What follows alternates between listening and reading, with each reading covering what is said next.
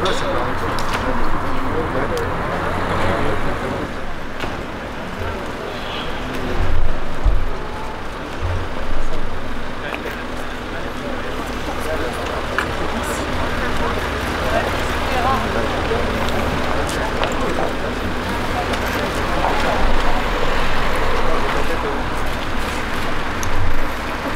j'ai ton épaule.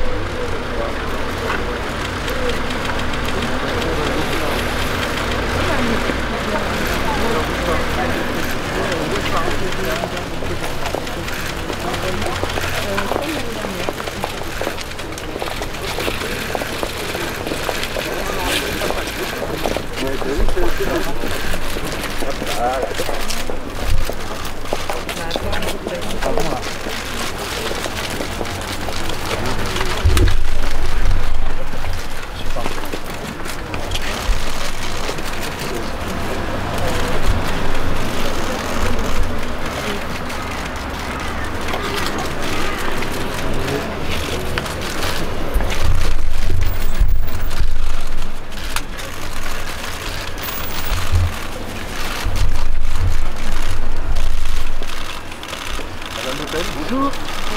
Par ici pour le micro-campus, je ne sais pas si vous voulez par ici. Bien, monsieur. Bon. Voilà notre hommage annuel. Par ici le micro. Par ici le micro, par ici. Madame, le micro. Jeanne d'Arc, me permet de laisser quelques minutes avec vous pour filer pour notre discours, enfin mon discours et un certain nombre de responsables, discours du 1er mai, évidemment destiné aux travailleurs, mais également particulièrement cette année à la jeunesse, et qui a payé un prix très lourd cette année du fait des restrictions sanitaires, un prix très lourd sur leur cursus, un prix très lourd sur leurs projets d'avenir, sur leurs perspectives professionnelles, sur leurs projets familiaux. Et donc j'effectue cette année un discours où je fais toute une série de propositions spécifiquement pour la jeunesse.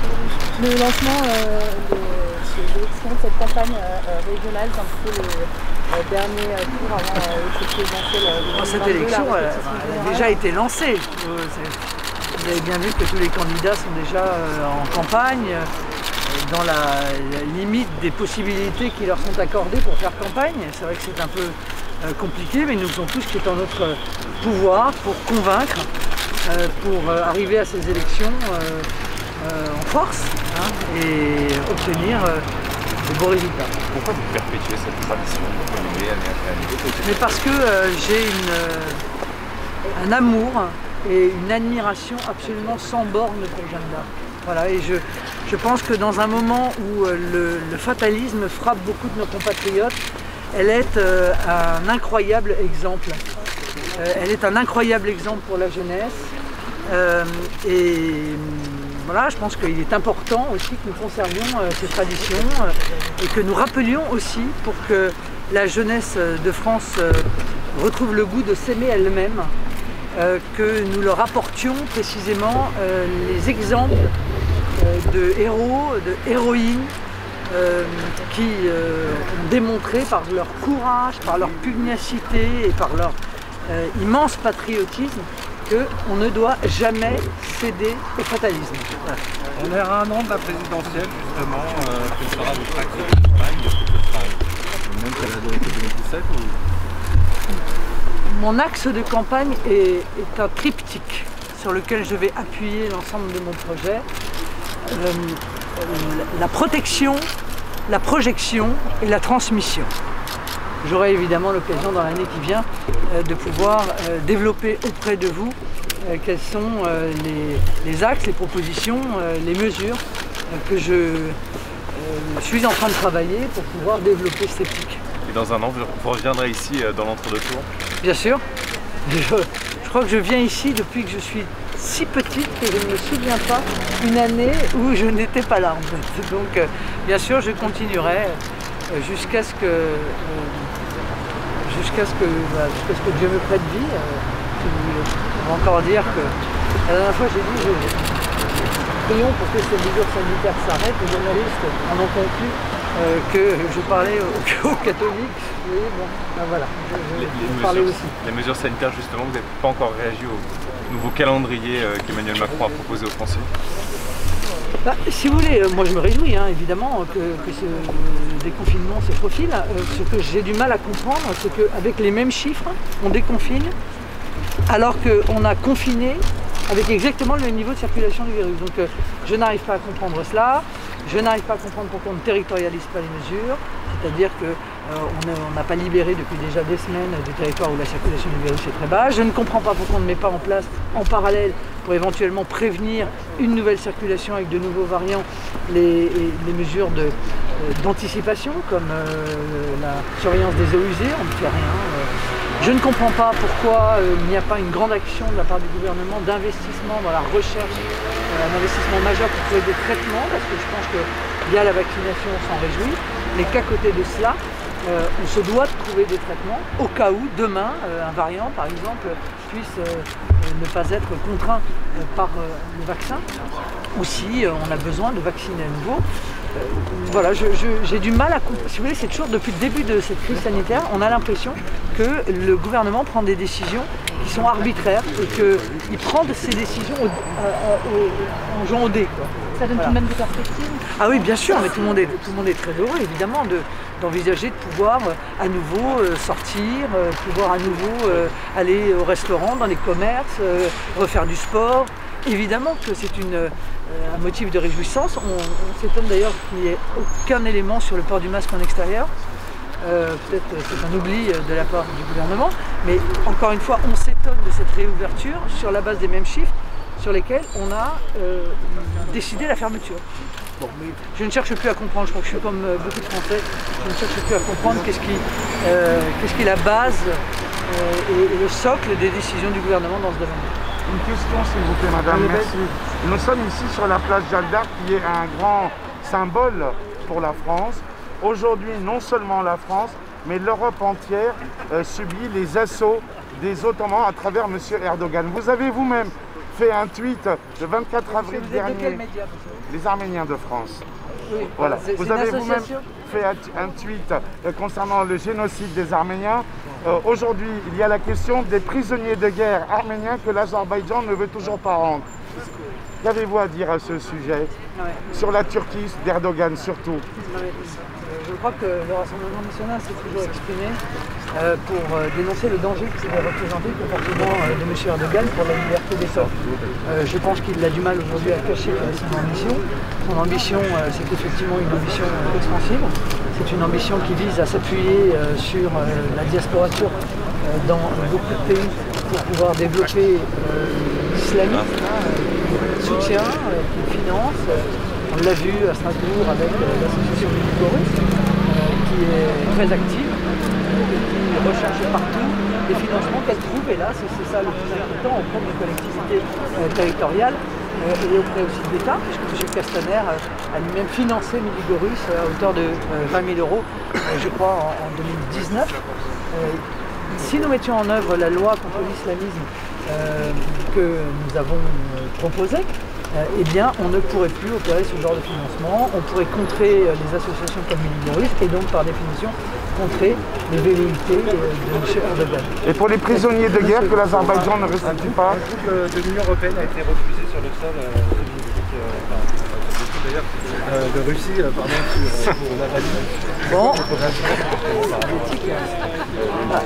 Si vous voulez, je pense qu'à partir du moment où l'Union européenne a mis en place, il y a de nombreuses années maintenant, des mesures de sanctions qui ont frappé ce qui était tout à fait inhabituel dans l'histoire des députés russes, notamment je crois le président, jusqu'au président de la Douma russe. On peut difficilement s'étonner que la Russie, dans une forme de réciprocité, considère que les dirigeants de l'Union européenne n'ont pas le droit de venir non plus sur leur territoire. Enfin, et pour le coup, La Russie n'est pas à l'origine des sanctions personnelles qui ont été décidées, c'est l'Union européenne qui est à l'origine. Je pense moi d'ailleurs que c'est une erreur, je l'ai toujours dit.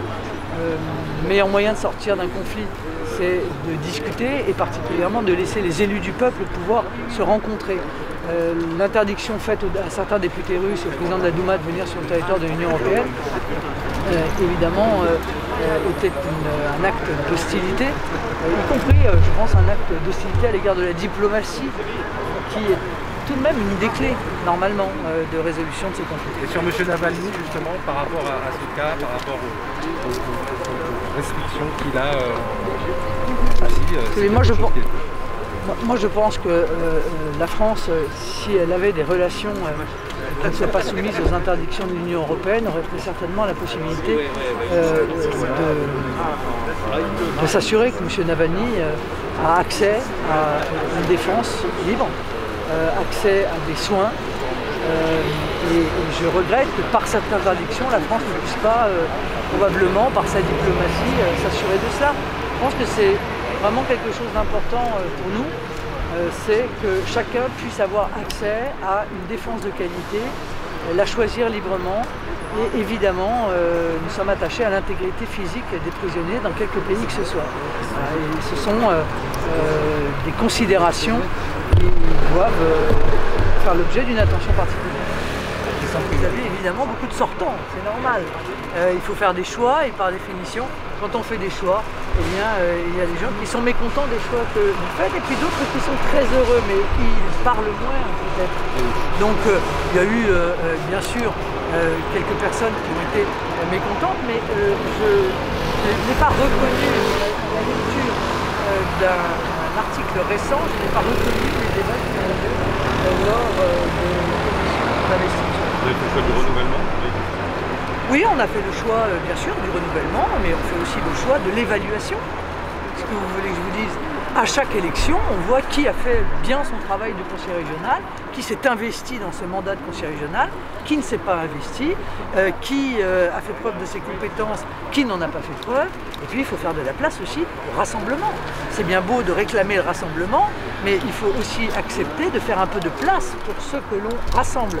Il y a également, bien sûr, une place importante qui est accordée à la jeunesse. Vous savez que le Rassemblement national a toujours misé sur la jeunesse. Il n'a jamais eu à le regretter. Évidemment, Jordan en est d'ailleurs la démonstration, mais pas seulement lui. David Racheline, Julien Sanchez, Marion Maréchal et bien d'autres. Et donc, nous devons aussi faire de la place aux jeunes pousses du Rassemblement national qui seront les dirigeants de demain. Si vous deviez faire un bilan de la présidence d'Emmanuel Macron à un an de la présidence, écoutez, c'est un bilan qui ressemble beaucoup à ce que j'avais prévu lors de la campagne présidentielle. C'est un bilan dramatique et c'est un bilan qui doit faire réfléchir les Français.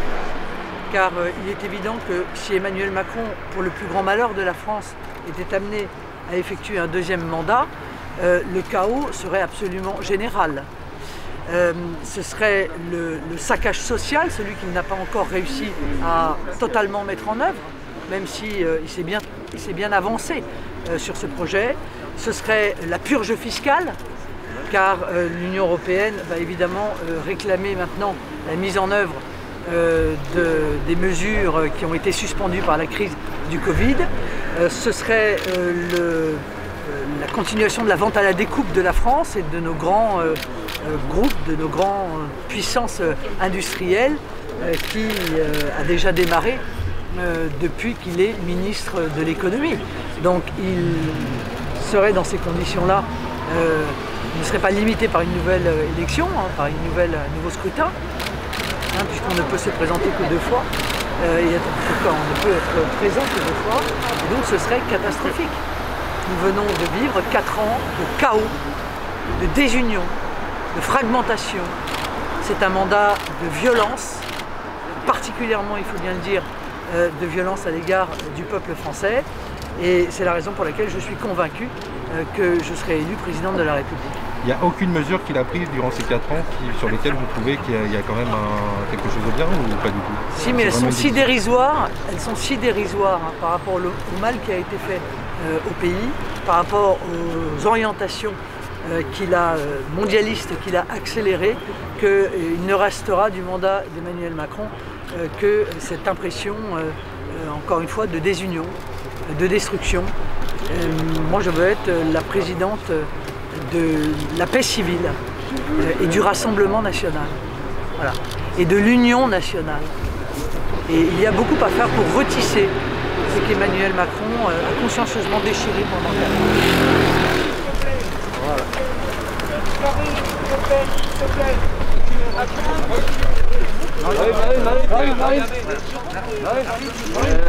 Yes.